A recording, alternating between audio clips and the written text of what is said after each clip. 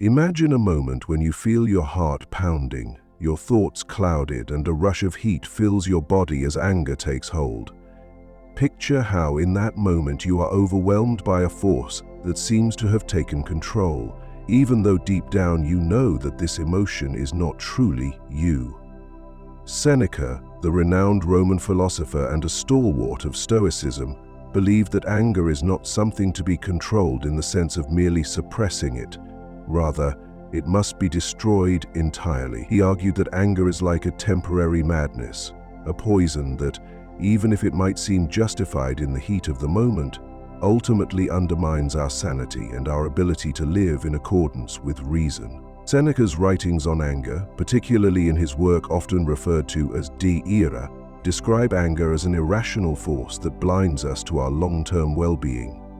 He warned that when we allow anger to dictate our actions, we become slaves to it, making decisions that we later regret, blinding ourselves to the consequences and even causing harm to those around us. In his view, the true remedy for anger is not to attempt to manage it with half measures, but to eradicate it completely from our emotional landscape. This is because anger, left unchecked, can spiral out of control, turning even the most temperate person into someone capable of destructive behavior. Consider how often anger influences our lives. A minor inconvenience, someone cutting in line, an unfair word at work, a misunderstanding with a loved one, can escalate into a full-blown eruption of rage. And when we are angry, our judgment becomes clouded. We act impulsively, and the rational part of our mind is overpowered by raw emotion. This is what Seneca meant when he said that anger blinds us to the future and the consequences of our actions. It pushes us along a path of destruction that might offer temporary relief or a fleeting sense of power, but ultimately leaves us with regret and sorrow. He saw anger as something that needs to be eradicated, not merely managed, because even a single moment lost to anger can irreparably harm both our inner peace and our relationships. Seneca emphasized that our task is not to let anger rule our lives, but to recognize its destructive nature and actively work to prevent it from taking hold. The first step in this journey is to understand that anger is fundamentally irrational. It is a force that clouds our judgment, reduces our ability to think clearly, and causes us to act in ways that are contrary to our long-term interests. He urged us to see anger for what it is, a vice that transforms our energy into chaos rather than constructive action. In his writings, he noted that when we are angry, we become like a ship adrift in a storm, losing control of our course and direction. Thus, rather than letting anger dictate our decisions, we should learn to step back, pause, and let the storm pass. One practical approach Seneca recommended was to create a mental distance from the source of anger. He advised that when you feel anger rising, the best course of action is to wait. Allow the initial surge of passion to subside before acting. This simple act of waiting creates a space in which the fog of anger can dissipate, allowing you to see the situation more clearly. For instance, if you receive an angry email or find yourself embroiled in a heated argument, take a moment to step away. Give yourself time to cool down, whether it's by walking away, taking deep breaths, or even counting to 10. This pause can make the difference between reacting in a way that later brings regret and responding with calm deliberation. Moreover, Seneca believed that anger is contagious. Like a wildfire, it can spread rapidly through groups of people, turning a single outburst into a collective display of fury. This is why controlling your anger is not only crucial for your own well-being, but also for the health of your community. When you maintain control over your emotions, you set a standard for those around you, preventing a spiral of negativity that can disrupt the harmony of social interactions. In this sense, learning to destroy anger is not a solitary pursuit. It is a responsibility to foster peace and rationality in every sphere of life. But what are the triggers that cause anger to flare up in the first place? Seneca advises us to recognize our anger triggers and to learn how to control them before they spiral out of control.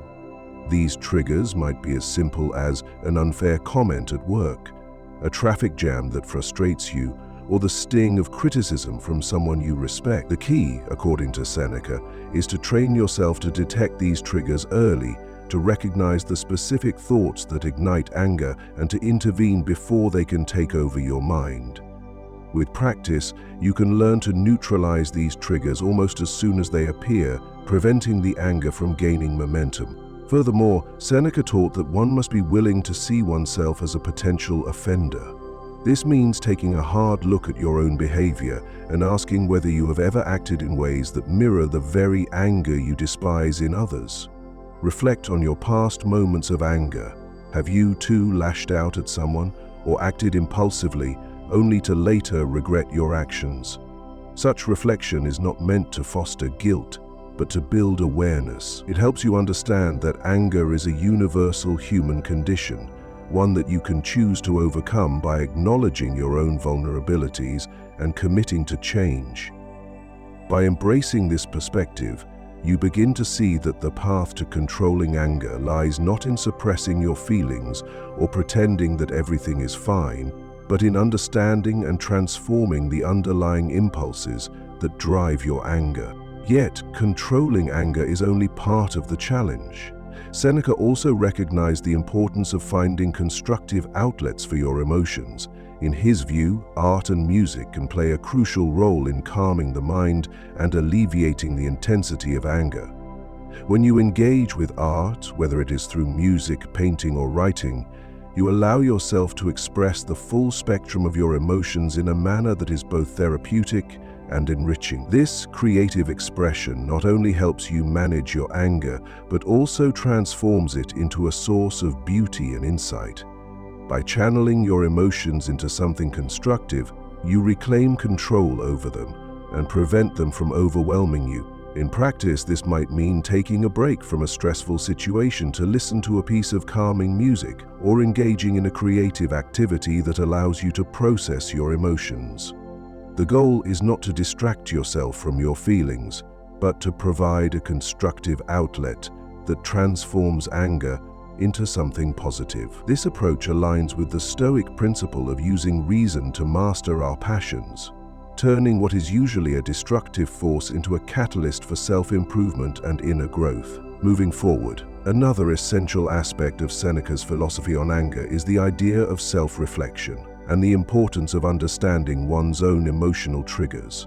In moments of anger, it is all too easy to become consumed by the emotion and lose sight of the underlying causes. However, by developing a practice of self-reflection, you can begin to trace the roots of your anger and see them for what they are: manifestations of deep-seated fears, insecurities, or unmet needs. Keeping an anger diary, for example, is a powerful way to document and analyze the situations that trigger your anger. By noting what happened, what thoughts crossed your mind, and how intensely you felt, you can start to see patterns emerge. Over time, this self-examination will allow you to identify recurring themes that you can address directly, reducing the likelihood that the same triggers will provoke you again in the future. Self-reflection also involves being honest about your own limitations. Seneca reminded us that true strength lies in acknowledging our imperfections and in learning from our mistakes.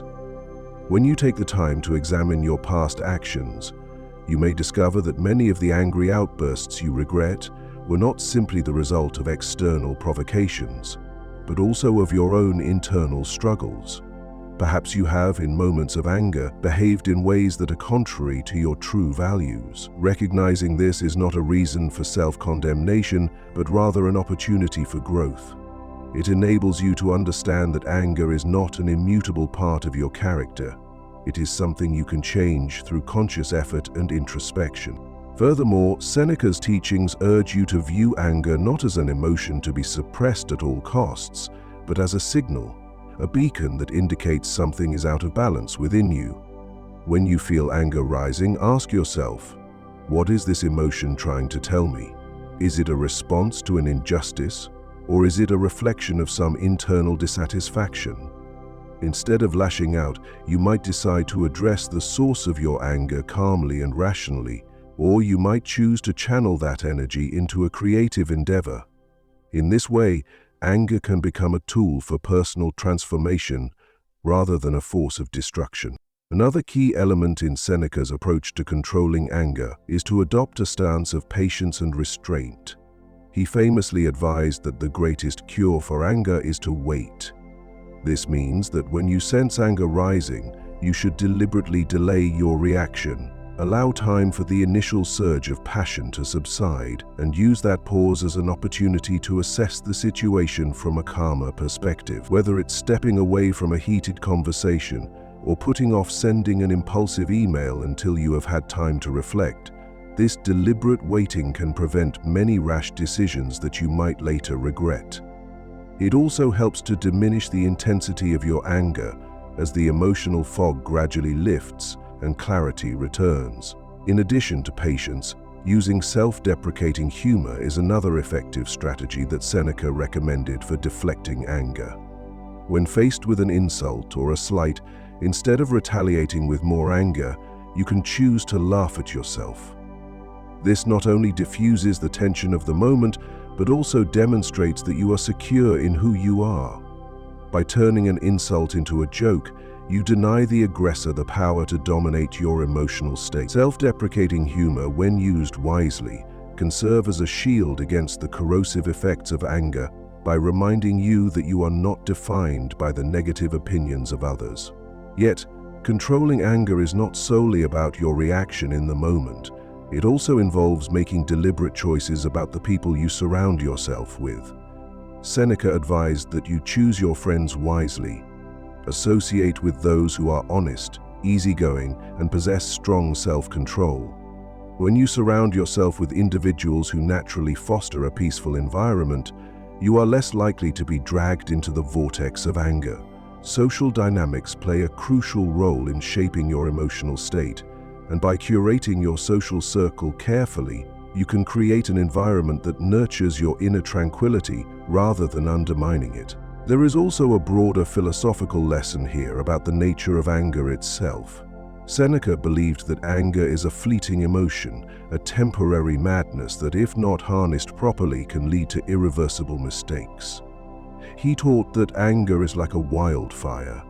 If it is not contained quickly, it can spread uncontrollably, consuming everything in its path. Yet, just as a wildfire can be calmed by deliberate, mindful actions, whether it is through deep breathing, meditation, or even physical activities like a brisk walk or a bike ride, the key is to find methods that work for you in dissipating the heat of anger before it escalates beyond your control. Ultimately, Seneca's philosophy on anger is a call to cultivate an inner state of tranquility, a state in which you are not defined by your immediate emotional reactions but by a deeper, more enduring sense of self. This tranquility comes not from suppressing your emotions, but from transforming them, from using the energy of anger to fuel personal growth and self-improvement. It is a practice that requires constant vigilance, self-reflection, and a willingness to challenge the impulses that threaten your inner peace. As you gradually integrate these practices into your life, you will begin to notice a profound shift in how you relate to the world around you. You will become more resilient, more composed, and more capable of responding to challenges with wisdom rather than wrath. In this state of inner strength, the world around you will take on a different quality. You will find that the same situations that once triggered intense anger now pass by without affecting you as deeply. The negative emotions that once had the power to derail your day will become mere ripples on the surface of your consciousness, unable to disturb the profound calm that resides within. This is the true power of controlling your anger according to the Stoic teachings of Seneca. It is not about becoming emotionless, but about mastering your emotions so that they no longer control you. By doing so, you reclaim your freedom, your dignity, and your ability to live a life of purpose and clarity. And in that freedom lies the secret to true happiness. A happiness that is not contingent on external circumstances, but is rooted in the unshakable strength of your inner self.